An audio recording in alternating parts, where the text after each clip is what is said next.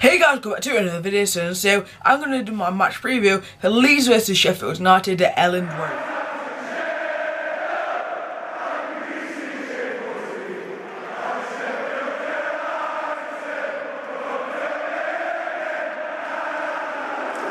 So just before I start the video, make sure to drop a like on it. We're going for 8 likes in this video. I started off at 6, I know it's 7, now I'm going for 8. So guys, get liking it down below. Just to subscribe if you're new to the channel, because I am, I report on all the news for the club, I do match day vlogs, and I always keep you updated. So make sure to subscribe and like the video.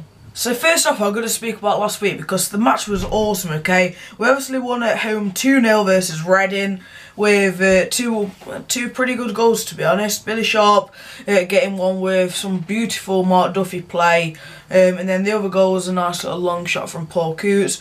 But I honestly feel like we could really improve on that, especially if we go with a similar lineup, because Duffy was working wonders. He seemed to have just been like he was 20 years old again with how fast he was playing, with how good he was playing, and that ball across to Sharp couldn't have been any better. I don't feel like any player could have done it better in the whole world, to be honest, literally. He just managed to get it between two players and it went in, and then the Sharp goal, the Coots goal, some nice play by Clark. I think he got tackled, he didn't pass it to Coots. I think he got tackled, Cedar shot, to be honest, let's be honest. Clark would have shot instead of passing it, but he ended up getting over to Paul Coots, and he just blasted it into the back of the net. Match day vlog is on the channel in case you're interested, but the match was a really good one. So let's get into the actual news of Leeds. So we've won 1 in the last 9 games at Elland Road. So obviously that must have been a long time ago, because we haven't been in the Championship for a few years now. I don't think Leeds have been in League One whilst we have. Quote me if I'm wrong on that, but I don't think they have.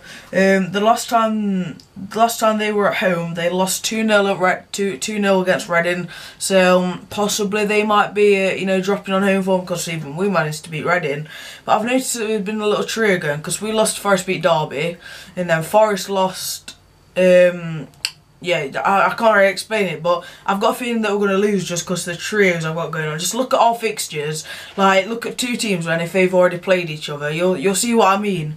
I can't explain it very well, but I've noticed that we beat Forest but lost to we beat Derby but lost to Forest, but then Forest ended up losing to Derby. There's a 1 win out of the 2 games. I don't know how it works, to be honest, but I do know how it works, just can't explain it. So they have started off well, but I've got some stats on screen here. They have slowly been declining. They did, having said that though, they did win Bristol City 3-0, but they lost 2-0 to Reading, as I said. They lost a couple more before that, I'm pretty sure. I sound like I'm just getting these stats off the top of my head, but I know they did. I haven't got them up on my screen right now. Berardi's suspended for them. He's been quite versatile. I think he's played left back and right back for them this season. Borthwick Jackson and Ubican, who's a striker, they're both injured, so Borthwick Jackson probably would have been the starting left back, but Berardi filled in and he's now suspended, so not too sure who they do play at left back other than Berardi and Borthwick Jackson, but they'll end up finding somebody, because let's be honest, they spent loads of money on their team that if they can't play an actual left back, they will have other players in the squad that can play there. They're in 4th place. 1 place behind us, obviously. They've got 7 wins, sorry, it looks like a 1. 2 draws and 4 losses. The main players is attacking midfielder called Saiz. They bought him, I think it was from Deportivo or something, maybe Mallorca or something from Spain. I forgot who it was, to be honest. I'm quite annoyed that I don't know now. And then they've got Lasoga up front, who's on loan from a First Division Bundesliga side, obviously Hamburg, I can't say it, and he's really good. He's like Chris Wood, if you guys know what he's like. He's a target man, also got a banging finish on him. And then Liam Cooper, the former Chesterfield player at centre back, he's their captain now, and I think he started almost every league game from this season. So I'd say that he's going to be quite good for them. And I'd say a couple of weaknesses. They've got Pennington, who's a young centre-back. I don't know if he's going to end up playing or whether we're going to bring Janssen into the side. Because, he's on loan from Everton. Everton have been going too well. And I don't 100% know what it's like, but any young centre-back in the Championship's always going to be a bit of a weakness for you, no matter which way you look at it. And their formation, the 4-3-3, obviously we play the 3-5-2, and if we can overload them, so we've got the same amount of midfielders in the centre, but our wingers sort of act like midfielders, so we sort of play 4-4-2, so 4-4-2 versus 4-3-3. How's it going to work out? I don't know, but let's go on to the team news for us. So Kieran Freeman is still injured, obviously. He's coming back around Christmas time, so still got another 2 months out. Stearman and Lavery are probably still injured. Lavery obviously had that face injury, and Stearman, I'm not sure what happened to him. I think it was just a hamstring injury. Ched Evans is recovering from the ankle surgery that he had. He's not going to be back yet. And that's the only injury news that we have, apparently. That's all I've written down anyway. We're one place above Leeds, you know. We've won 2 more, but drawn 2 less. So, you know, we've managed to get wins over draws. We haven't played too well away against big sides. I know that Wednesday you might say, oh, they're quite big, but it's a derby. Derbies never come into play.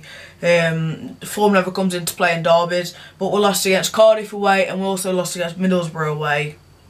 So, third time lucky, who knows. And Sharp scored 4 and 4 against his former side Leeds the last 4 times he's played, obviously. So, let's get into the predicted lineup that I'm going for this time. So, obviously, Jamal Blackman's in net. He made a mistake against Middlesbrough, but he's improved a lot since then. I was going to say that straight away, so I say that every time. But he's really, really tall in person. I stood on the side, and I'm only like 5'4" myself, so I'm not exactly tall, but he's extremely tall, I'm not going to lie. And he's just really good, you know. He's kept a clean sheet quite a few times this season as well, so I feel like he's pretty good, and I feel sorry for Moore, because if he wasn't injured at the start of this season, he probably, it'd be a different story, because he'd have been in the nets and not Blackman. I don't know if Blackman would have ended up coming in, but we definitely wouldn't have, you know, had Blackman in my opinion anyway. I've got right wing back George Baldock. He played very, very well against Reading actually. He just managed to, you know, do what he always does. He's very fast. He's faster than Freeman, and I say that he's better in the Championship than Freeman. Don't know about what League One's like, so obviously we haven't saw George Baldock in League One, for us anyway, but I prefer him to Freeman. Centre-backs, O'Connell, Basham, and also Carter Vickers. I say that they're probably the 3 best. Maybe Stearman alongside, you know, them in the top 4. But Jake Wright, I'd say that he's a bit out of his depth. He can't quite keep up with the game, other than against smaller sides like Barnsley that we've already had this season. So Carter Vickers, people say that he's got a mistake in him. I don't see it. I feel like being a risky player is okay as long as you don't actually make the mistakes. Jack O'Connell, he's not been as good as he was last season, if you ask me, but it's still been pretty good. I'd say that he needs to try and be a bit better when he gets forward, you know, and sometimes it's took long shots and you're just thinking, just keep it down or just do a cross in, because whenever he takes his long shots, we want him to score him. The back of our mind is saying, we want you to score, but like, realistically we know that he's not going to end up scoring them just because he's too much of a wild player. And then Basham, been our best player, been one of our best players in this season, definitely. I've loved him, to be honest.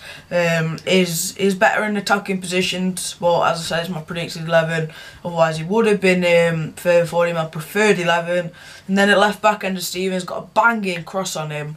It's lovely to just see him whip it in, but it's been a bit, he's dropped off a bit in recent games, but I'm hoping away at Leeds he can definitely put in a good shift. Centre mids, we've got Coots, Fleck and Duffy. I'm not going to change that because the unit is going really well so far. Fleck has dropped off since the start of the season, but just he's dropped off, it doesn't mean he's still not good. He's still been excellent. I'd say that Coots has probably been better than him in recent months, you know, the last couple of months of this season. He's just been playing better, and that long shot that he scored on Saturday, that just, you know, explains it. And then Duffy, as I said, he's playing like he's young again. At the start of the season, it was, you know, being a bit lazy, or, you know, lazier. I don't know whether that's because he's just built up his fitness again, but he seems to be very fresh lately. I don't know if we're going to start to bring him on as a super sub and start Lundstrom, but either way I'd be happy. Then up front, I'm dropping Sharp and bringing in David Brooks, and I'm also starting Leon Clark alongside him. So one change in my whole 11 from the win against Reds. I feel like Billy Sharp isn't very good in away games, and if he's fit and he comes off the bench against Leeds, who knows, he might score against his form side. But I'd rather start David Brooks just for that. You know, he's an away day player, if you ask me, because he's got the sort of you know, no fear aspect to his game, where I don't care if he's running at home. If he gets tackled, he'll just try it 100 times over again until he gets some sort of end product, you know, whether that's winning a free kick or, you know, getting an assist. But David Brooks is definitely better than Billy Sharp in my opinion. I don't know about his finishing a bit. Well, Billy Sharp's better at finishing, but I'd say pretty much everything else, David Brooks has been better than him out of this season. So that is my preferred 11. Tell me what you guys think of it down in the comments. Tell me who you'd change out and who you'd put in. Should we maybe gone with a 4-4-2? Do you reckon Wilder's going to change stuff? Personally, I don't, but tell me your guys' predictions down in the comments. So yeah, make sure to reach 8 likes on the video. So like, subscribe, enjoy this.